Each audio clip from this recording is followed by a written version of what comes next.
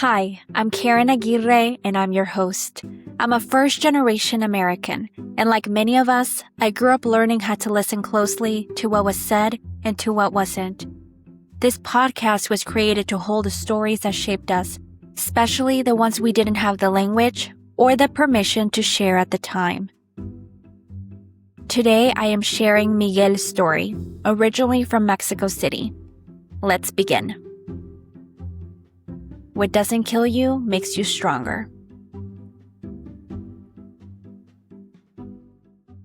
Ever since I was young, my family always spoke about how smart I was and how successful I would be one day. My family immigrated to the U.S. undocumented when I was very young, because the chances of us having a good life in Mexico were very slim. So my familia immigrated to the U.S. in hopes of a better future for me and my older sister. I started school almost immediately after arriving in the States, and since I was young, I was able to pick up English way easier. I was very quiet, shy, and my focus was always on my studies. I had this dream of becoming a doctor one day, and so studying and making sure I got good grades was the first stop to getting there. I never felt like I fit in with the kids around me.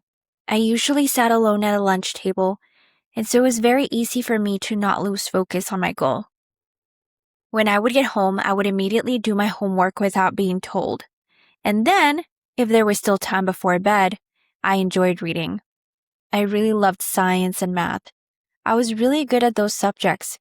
Semester after semester, it was straight A's, and I would always get recognized within my grade for my efforts. Once I got to high school, I was able to explore electives, and so I decided to give computer lab a shot, and I fell in love with it. Something about technology and learning about computers was really fascinating to me. My family was really proud of me and how great I was doing. At family functions, my tías would always say, "Miguel, qué inteligente eres. Un día vas a ser un gran doctor. Miguel, you're so smart. One day you are going to be a great doctor." My fascination for taking care of others started when I was about 4. I remember always feeling extra compassionate towards animals and wanting to take care of them. One afternoon, when my sister and I were playing outside when we lived in Mexico, I discovered a little black ant colony. That day was really hot outside and I was sweating. I remember thinking that if I was hot and sweaty, then the ants must also be feeling the heat. So I decided to help them. I got a cup from inside and ran out to try and catch as many ants in this cup. Once I did, I went to the bathroom, grabbed a bar of soap, ran some water on the soap to make it bubbly, and let some ants crawl on my hand, and then rubbed them against the soap to bathe them. Then the most tragic thing I have ever seen happened. The ants had stopped moving. They were dead. I started crying, and my mom walked in. ¿Qué pasó, amor? What happened, honey? Las hormigas se murieron. The ants died. Then my mom explained to me that ants did not bathe like we did. From then on, no more baths para las hormigas, for the ants. Then when I was in middle school, I asked my parents for a rabbit. They decided to get 2 of them, one for me and one for my sister. My sister wasn't really into pets, so I took on taking care of both of them. About a month after we got these rabbits, I woke up to a surprise I was not expecting. I was getting ready for school and I heard rustling coming from the kitchen, which is where we had the pen set up for the rabbits. As soon as I stepped up to see what was happening, I saw blood on one end. It was a deceased baby bunny, and the mom was trying to eat it. This was the most horrifying thing I had ever seen. Then on the other corner of the pen, I saw another baby bunny squirming around. I acted quickly and grabbed it with my hands to protect it. My dad came down to see what was going on, and he immediately took care of the horror I had just seen. My parents decided it would be best to put up the dad rabbit for adoption to prevent more babies from coming. I decided that I would take care of this baby rabbit to make sure it grew strong. I knew I had seen my sister play with a baby bottle, so I asked her if I could have it so I could feed my baby bunny. My dad helped me poke a hole in it so that liquid could actually come out of it. Every morning before I went to school, came home from school, and before bed, I would bottle feed the baby bunny to make sure it continued to grow. A week later, I woke up to feed my bunny. I picked it up, and it wasn't moving. I tried to feed it its bottle, but nothing. Suddenly, I realized what had happened, and I broke down into tears. My mom and dad came running, and I showed them the deceased bunny. They held me and told me that I had done such an amazing job and how proud they were of me and everything I had done to take care of this bunny. I went to school and I was so sad all day. When I came home that afternoon, I waited for my dad to get home and I asked him if he could help me dig a hole in the backyard so I could give the bunny a proper burial. I found an old shoebox, put the baby bunny inside, and laid it to rest. Eventually, the mom died as well. And it took me a long while to want to have another pet because I was so heartbroken from the loss. Senior year was upon me, and it was time to start looking into school options. As soon as I started to do research, I started to realize that my hopes of going to college may not be attainable in the US. Since I did not have any papers, then I would have to pay out-of-state tuition to go to school, and I was not eligible to apply for student aid either. I had worked this hard throughout my entire school career for nothing. It felt like my dream was starting to crumble. I knew that my parents would not be able to afford sending me to college, but I decided to find a way. I started doing research on schools in Mexico. It seemed that going to college there would be more attainable. Of course, I did not want to leave my family behind, but I did not feel like I had another option. I sat my parents down one night and told them my plan to leave for Mexico right after graduation so that I could work towards getting into college there. They were both silent at first, but understood what I was coming from and wanted to support me. I could see the disappointment in my dad's face. He had worked too hard to make sure my sister and I had a good life, but the one thing I wanted the most now, he was not able to help me achieve in the US. So he promised he would send me money and help me pay for my college in Mexico. And we were hopeful that there would be some student aid opportunities being there. My poor mother, she was so sad and worried, but she knew I would be okay and that I needed to do this for myself. Graduation came and went. I graduated with a 4.0 GPA. My family was so proud of me. I was the first one in the family to graduate high school, and my hope was to also be the first one to graduate college. The week after, I was on a plane making my way to Mexico. My mom was able to connect me with one of her aunts, and she welcomed me to stay with her and her family while I found my way around and found a place of my own. Mind you, I had not been to Mexico since I was like 9, so it felt so strange to be there and also like a breath of fresh air. I felt like the opportunities were endless. As soon as I arrived, I went to the college that I was interested in going and asked for information on what I needed to do to apply. I was already too late for the upcoming semester, but that gave me time to gather everything I needed to apply for the following semester. I had to get all my school transcripts translated into Spanish. Easy. And I had to take the US version of the SATs in Spanish to show my knowledge and my understanding of Spanish. Piece of cake, I thought. I grew up learning Spanish. How hard can this test be? Pretty hard. It turns out my Spanish was not up to par with university level Spanish. I did not get even close to scoring anywhere near where I needed to be. I was so embarrassed to tell my parents. I had come all this way thinking that I would easily be able to get into college, and now I had no idea what I would do next. But I was already in Mexico, and I could not go back to the US. I had to make it work. I was determined to.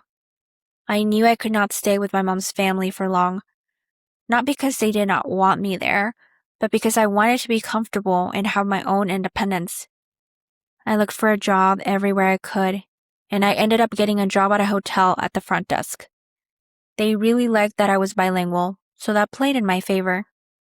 Since I started working, I was able to find a small studio apartment close to my job and have my own space.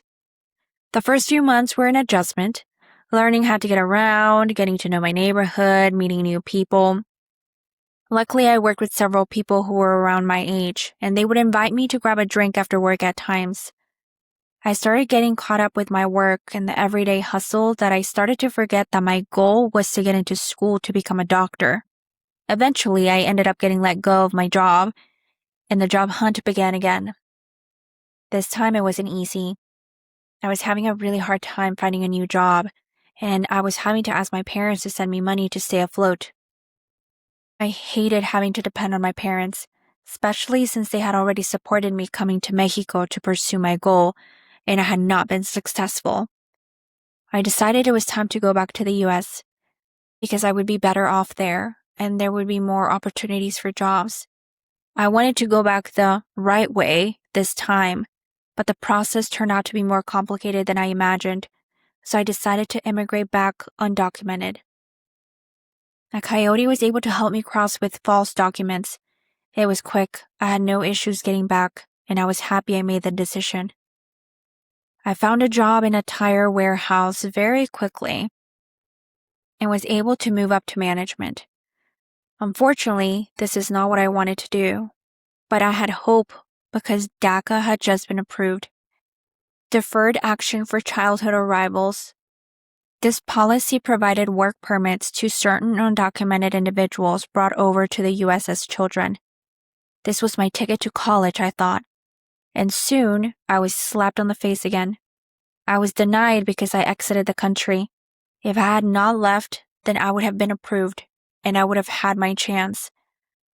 But how could I have known? I left because I was desperate to go to college, and I did not want to waste any time, and now I felt like I was being punished. I kept thinking to myself, there's no way I worked that hard in school to not get anywhere in life.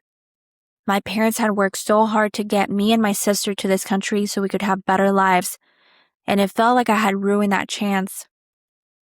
This made me spiral, and I began drinking. First, it was a few drinks after work a couple of nights a week. Then the couple of nights turned into 4, and before I knew it, I was drinking every night. On the weekends, I was drinking all day. Beer and hard liquor. I would go through a whole bottle by myself every weekend. My parents started to catch on, and I felt ashamed and started to isolate myself from my family. One night, I went out drinking with the only friend I had made in high school. We met at a bar to see a UFC fight. I remember it was a work night, but I was excited to go out. I don't remember how much I drank, but it was way too much to get behind the wheel. And what did I do? I decided I would drive myself home. I did not want to call my parents and be a burden. I was an adult. I buckled up and got on the road. I told myself I could pull it off. I tried to drive the speed limit, but the deeper I got into the drive, the more the alcohol hit. I was nearing my exit and started to doze off, when suddenly, crash! I did not make the exit. Instead, I had lost so much control of the car that I crashed it into the concrete barrier along the exit.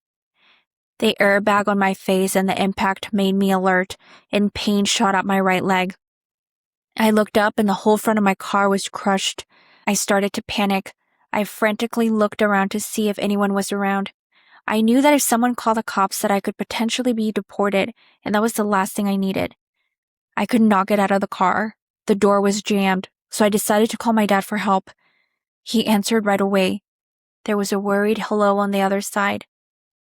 Tuve un accidente y necesito tu ayuda. I had an accident and I need your help. He did not ask any more questions. He just asked me to let him know where I was. He was there within 10 minutes. I could see him from the rearview mirror jumping out of the car as soon as he arrived. He ran up to the door, asked if I was okay, and ran back to get a crowbar. My dad was always good about carrying tools in his car, and that night they came in handy. My leg was in so much pain, I was sure it was broken. As soon as he got me in his car, he asked if I wanted to be taken to the hospital. I quickly said no. Take me to your house. So we drove in silence because we both knew that this could potentially not end well. My mom was up waiting for us to arrive. She held me so tight as my dad tried to help me get to bed. My mom tried to do everything she could to comfort me. As they tried to help me get settled, there was a knock at the door. Mind you, I want to say it was around 3 a.m. My heart sank, and I could see the fear in their faces as they also heard the loud knock. My dad went towards the door, and as he approached, then another knock. And, "Police, open the door!" I knew it. My dad opened the door, and the cops said they had looked up the address associated with the car left behind. They had footage of my dad helping me out of the car. They asked where I was, and my dad had no other choice than to escort them to the room where I was sitting with my mom. They said they had to take me in, but they quickly realized that I was not okay, and they called an ambulance instead. So I was taken to the hospital, where they determined that I had broken a bone in my leg, and I had a mild concussion from the airbag. I sat in the hospital for 3 days, dreading to find out what was going to happen to me. The day before I was released, one of the cops guarding my room came in to tell me that I was going home the next day, and that I needed to wait for my court date. Court date? I did not question it.